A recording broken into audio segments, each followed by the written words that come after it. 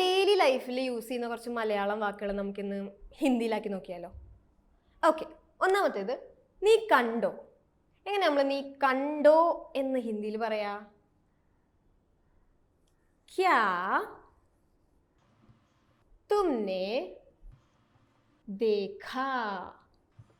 നോക്കിയേ, മലയാളത്തിൽ 2 വാക്കാണ്, ഹിന്ദിയിലായപ്പോഴത്തേക്കും 3 വാക്കായത് അല്ലേ? അടുത്ത എന്താണ്? നീ കഴിച്ചോ. അതെങ്ങനെ എഴുതാ?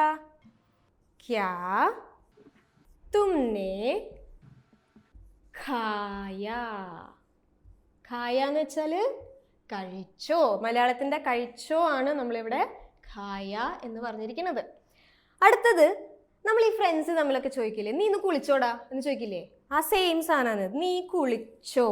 ഇതെങ്ങനെയായിരിക്കും നമ്മളിപ്പോൾ ഹിന്ദിയിൽ പറയാ? ഒരു ഹിന്ദിക്കാരൻ ഫ്രണ്ട് ഉണ്ടെങ്കിൽ ആ ഫ്രണ്ടിൻ്റെ ഇടയ്ക്ക് നീ കുളിച്ചോ എന്ന് എങ്ങനെയായിരിക്കും ചോദിക്കുക? ഒന്ന് കമൻറ്റ് ചെയ്ത് നോക്കിയേ.